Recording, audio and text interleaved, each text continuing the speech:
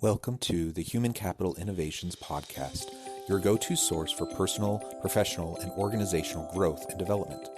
We hope you tune in often for all things people management, organizational development and change, organizational leadership, and social impact related.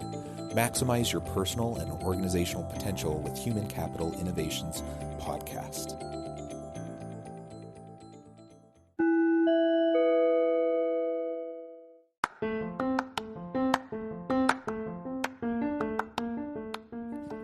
Welcome to the Human Capital Innovations Podcast. In this HCI podcast episode, I talk with Doug Lawrence about the leadership talent shortage and mentoring the next generation of leaders.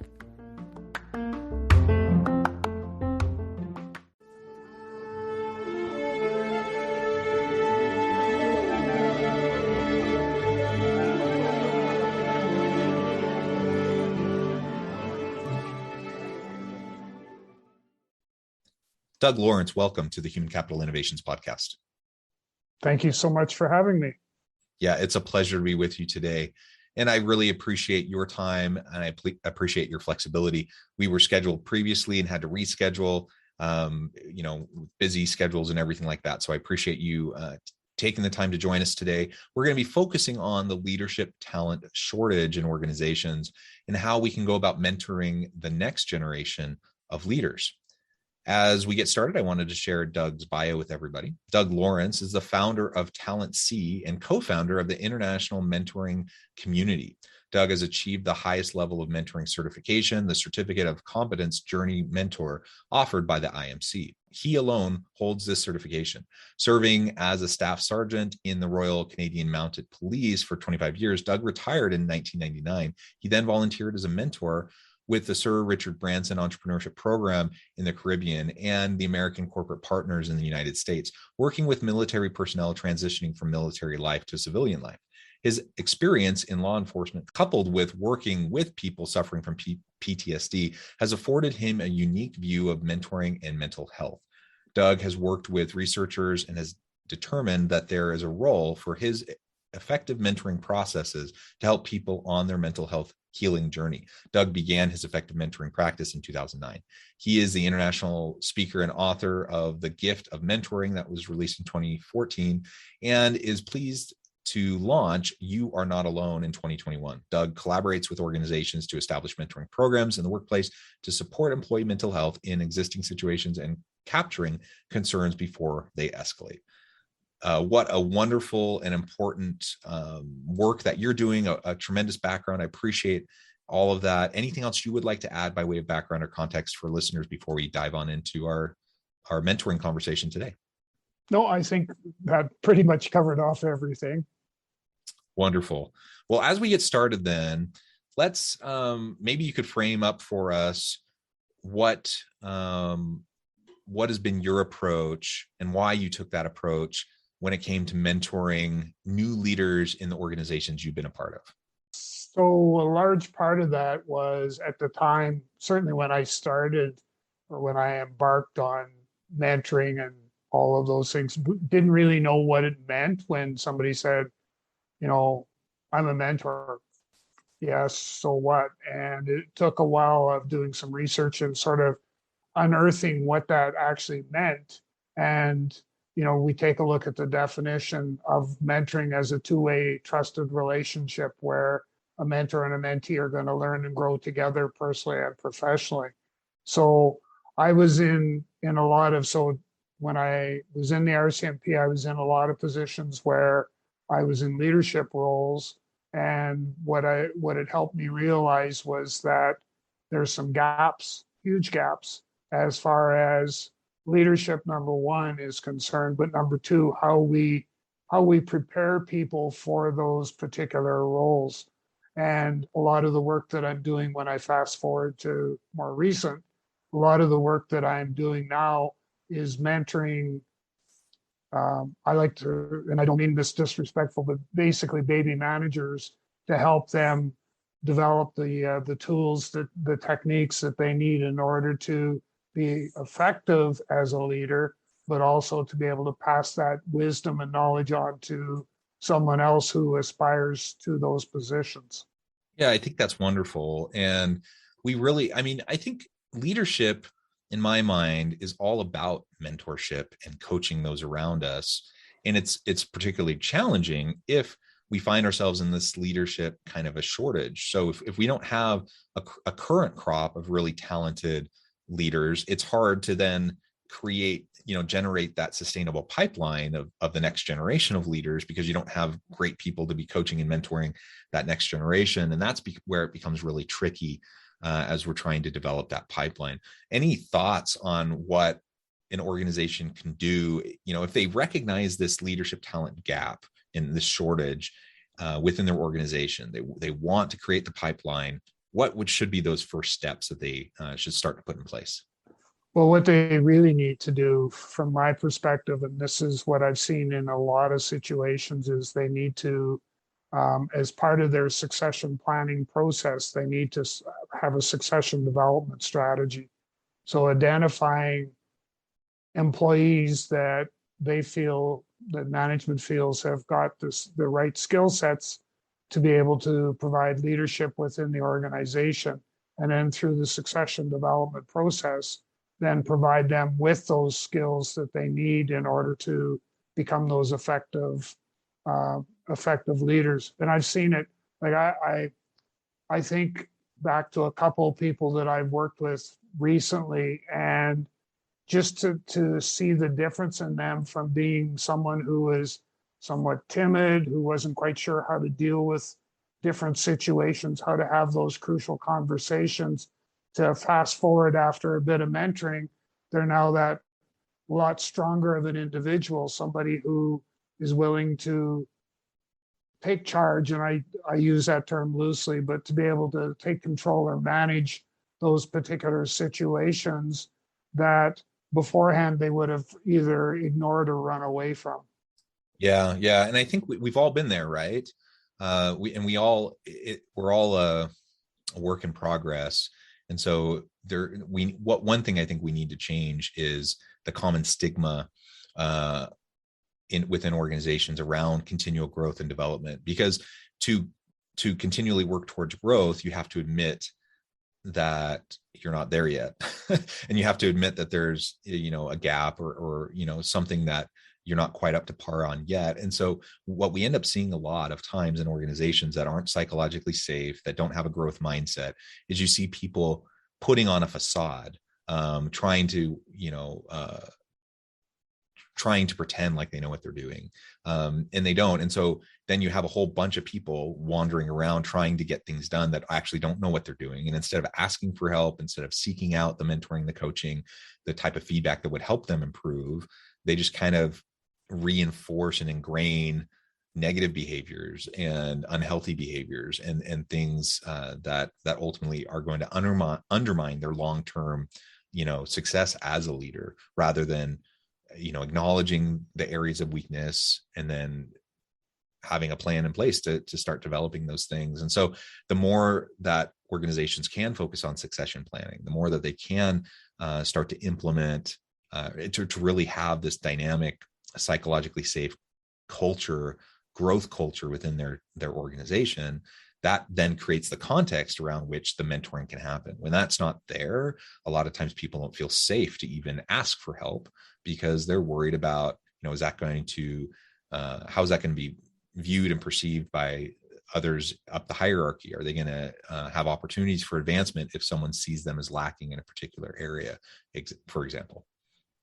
Yeah, well, and two things. Number one, the scenario we're describing, it's kind of like a herd of sheep without the shepherd.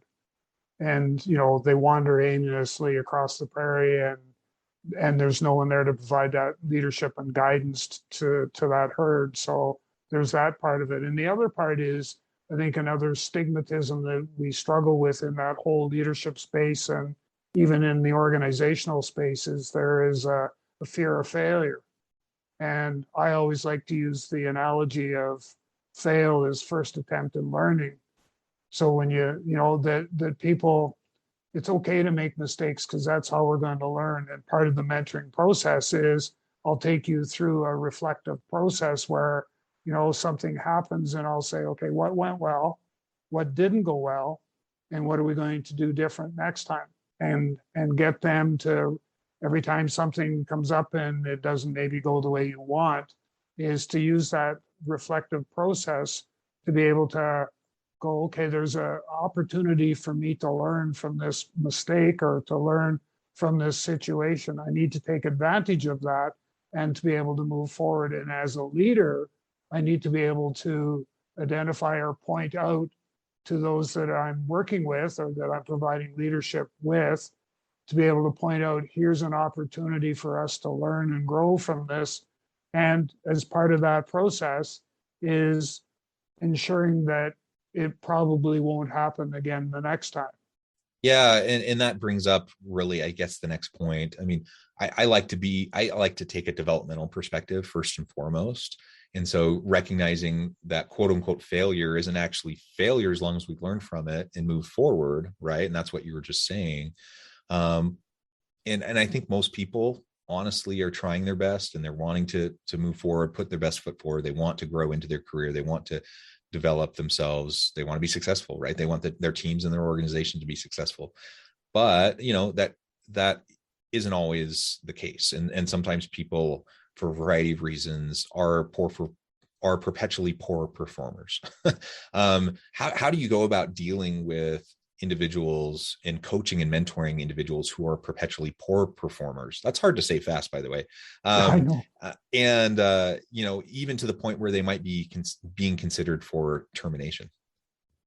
I'm glad you brought that up, because I have done, and I've probably lost count, but I get brought into organizations where an employee is sort of on the ropes and they're looking at terminating that employee. What I offer up to the organization is, give me that employee for 5 hours, so 5 1-hour sessions. Let me work with them and mentor them. And if I can't turn them around and if I can't create a change in behavior for the good, then you have a decision to make. And with one exception, I've been able to do that each and every time. And it's simply getting inside that person's head and understanding what they're thinking, and maybe giving them some tips. I had one individual that had a really bad attitude, especially from lunchtime onwards in the workplace, and was constantly being chastised for being sarcastic, being caustic with clients that they're providing service to, and all of those things.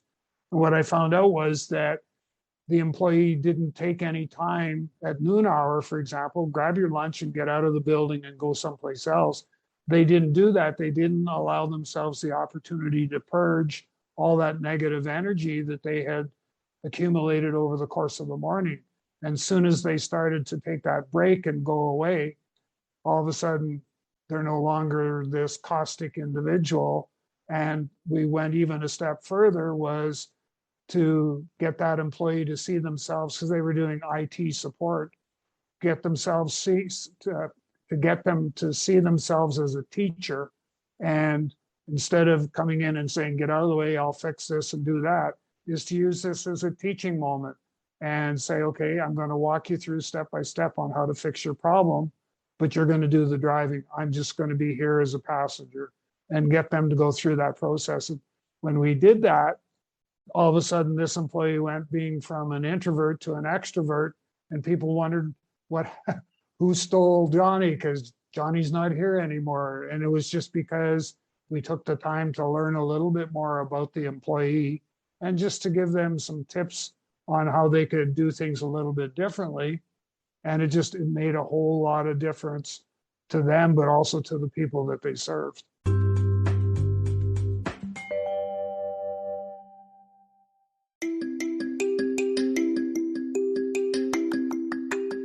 I'm excited to announce the publication of my new book from HCI Press, Bluer Than Indigo Leadership: The Journey of Becoming a Truly Remarkable Leader.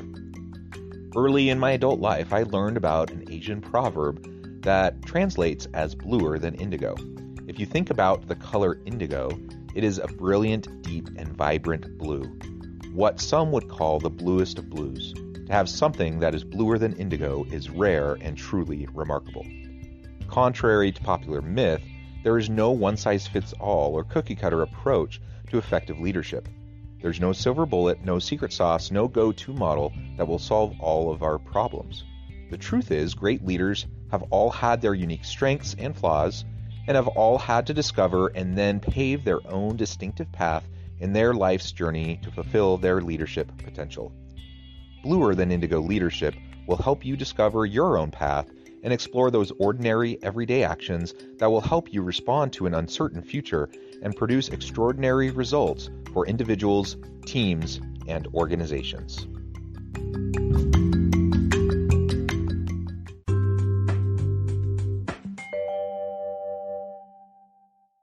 I mean, the reality is most organizations don't typically have that kind of patience with poor performers. And I mean, I get it. Sometimes we need to be decisive. We need to let people go that aren't working out. But on the other hand, especially in a tight labor market where it's hard to attract and retain great people, we can't afford turnover. It's very costly to organizations. And a lot of times we focus on the voluntary turnover. We focus on people who choose to leave the organization, and we try to figure out how can we get them to not choose to leave. But what we also need to recognize is that involuntary turnover, termination, still means you have someone leaving and it leaves a hole that needs to be filled. And I think sometimes we're too quick to jump to the termination point without taking the time to better understand our people, like you were describing in that example. I mean, just understanding where they're coming from, understanding what is at the root of the behavior that seems to be the problem. If we can take the time to do that and do some coaching, a lot of times people will turn it around.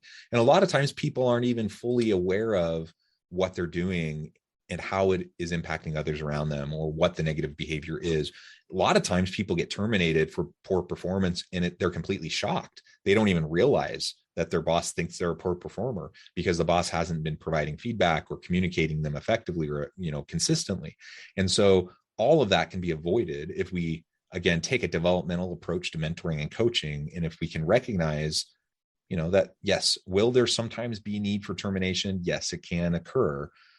But I'm a believer that the majority of the time, if we're more effective in how we go about providing feedback and communicating and coaching those around us, that it won't get to that point, that we'll be able to truly understand the people that we're trying to work with. Well, and I know that we can with mentoring, we can definitely make that difference in how that employee goes through that turnaround process.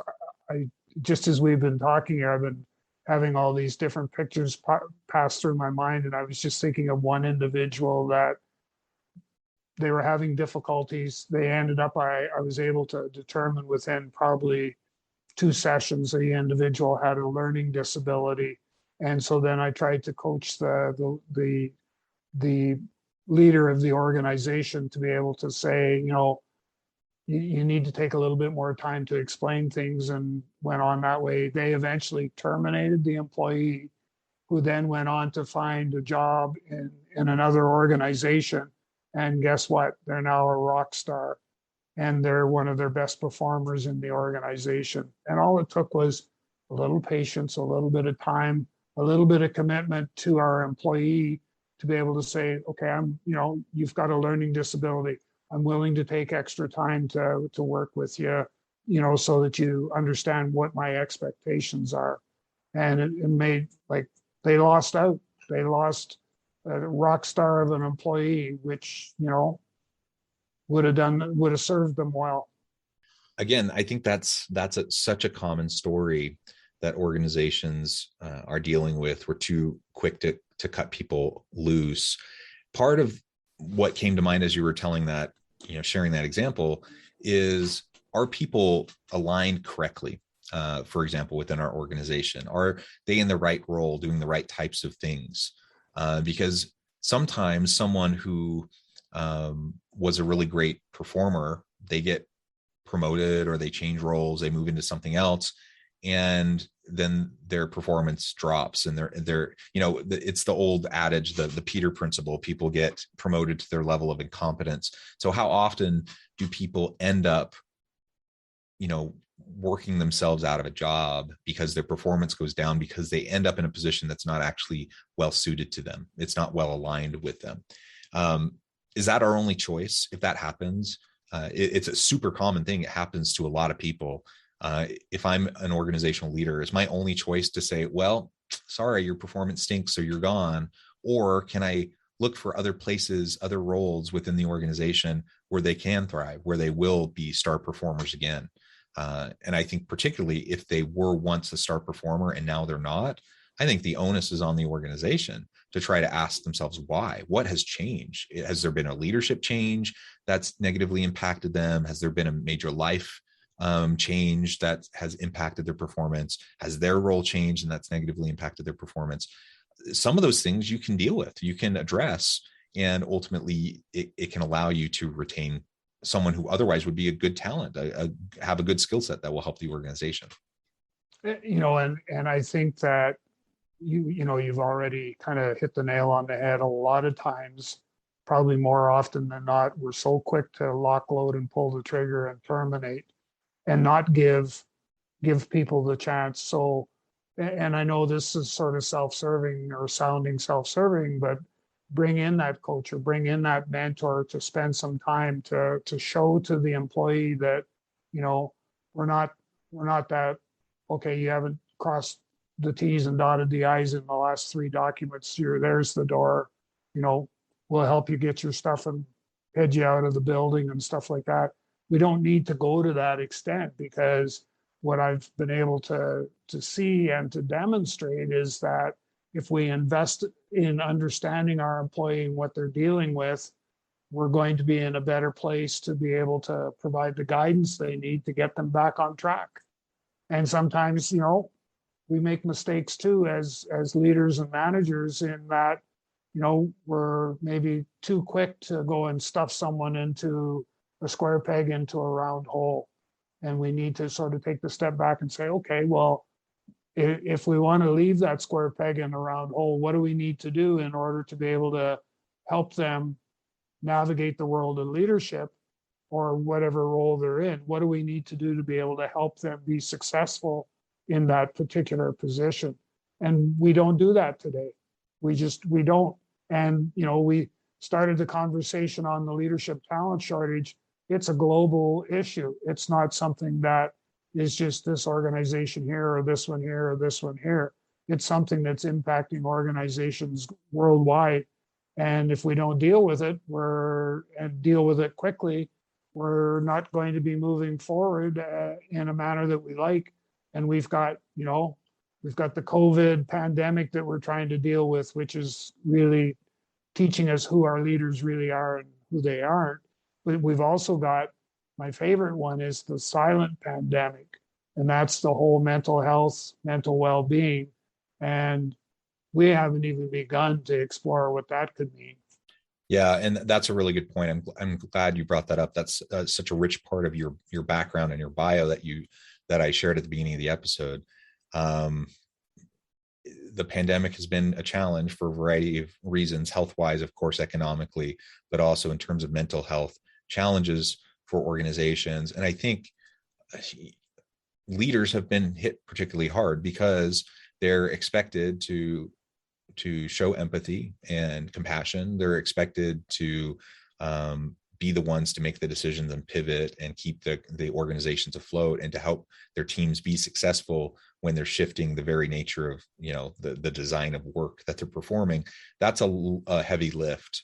And we know that mental health issues have been a challenge for everyone, and the number of instances of mental health issues and related domestic violence issues and those sorts of things, that has increased dramatically over the last 18 plus months. It's no different for leaders. Leaders are in the same boat. They're having to deal with the same sorts of things.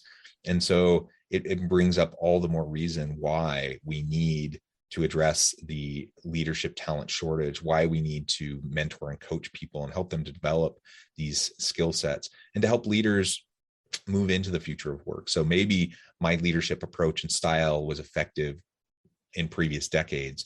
More and more now that we need leaders who are able to navigate this complex, messy world, who are able to show empathy and compassion, who are able to effectively and transparently, openly communicate consistently with their people. And those are things that even those who were effective previously may not be so effective with now. Yeah, and I guess I'm sort of still one that's a strong proponent that with the silent pandemic, the whole mental health piece, that if we don't watch, that it's going to surpass any issues that we thought were challenging before. Because, one of the things I always is I take a look at, employees working from home. So you've got a husband and wife in the house vying for the best possible chunk of real estate in the house to be able to carry on business because they're working from home. And then we go and throw a curveball at them and say, oh, by the way, you're going to homeschool your children and you guys need to figure it out. And all of a sudden, stress, anxiety, depression, the whole 9 yards starts to escalate. And they've really got no one that they can turn to say, I'm feeling all these negative feelings and I don't know how to deal with them. Who do I go to? And what I'm seeing is in a lot of organizations, in fact, the majority, is that there is no support structure in place. And so that doesn't demonstrate much of a leadership function from the organization itself in helping that employee or those employees deal with that particular situation. Yeah, I think that's right. Again, the pandemic's just shining a light on these issues, making them even more apparent to us. Nothing we're talking about is unique to this pandemic environment. It's just accelerated change. It's really exacerbated the challenges, and ultimately we have to show whether or not we're willing and able to step up to the plate and address the challenges that we face. So these leadership shortages, the talent shortages that we see in organizations, that's not going away. I think it's only going to continue to grow unless we can be very thoughtful and proactive about creating that leadership pipeline, that's the succession planning, and that we're able to mentor and coach the next generation of leaders within our organization. Well, Doug, it has been a real pleasure talking with you. The time has flown by, and I note that we're getting close to the end of our time together today. Before we close, I wanted to give you a chance to share with listeners how they can get connected with you, find out more about your work, your team, and then give us a final word on the topic for today.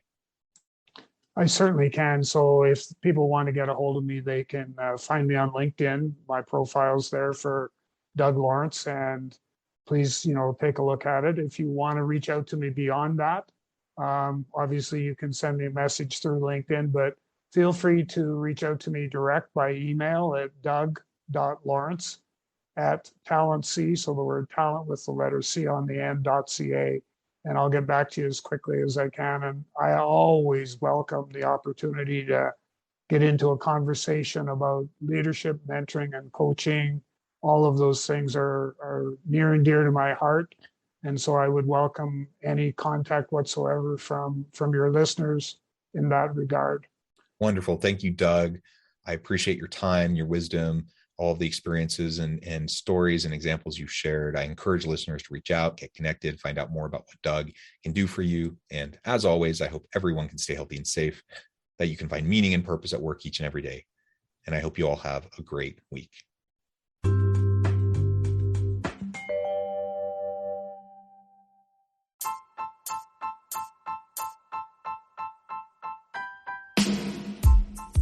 The alchemy of truly remarkable leadership. Ordinary, everyday actions that produce extraordinary results. Consider how the nature of work has shifted over the past 50 years. With increased globalization, rapid technological advancement, and the shift in economic composition, the average job of today looks very different than the average job of 50 years ago. What will the jobs and organizations of tomorrow look like? Moreover, what does this all mean for organizational leaders? What are the core competencies and capabilities of organizations and their leadership that are prepared for continued disruption and geopolitical and socioeconomic shifts? Regardless of what the future holds, increasingly, leaders need to be socially minded, data-driven, decisive, champions of talent, and disruptors of the traditional notions of leadership, teams, organizations, and work. The alchemy of truly remarkable leadership will help you to explore your own leadership competencies and capabilities and consider ways to apply and implement them into your workplace and personal life.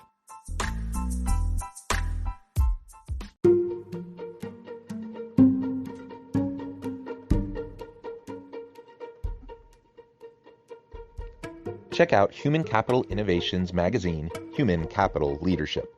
Human Capital Leadership is a free, interactive e-magazine with the mission to help individuals, leaders, and organizations find innovative approaches to maximize their human capital potential.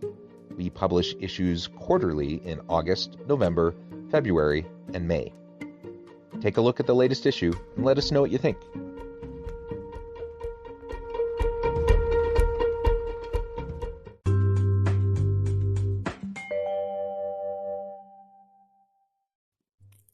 Thanks again for joining us for this episode of the Human Capital Innovations Podcast. I hope you stay healthy and safe and that you have a great week.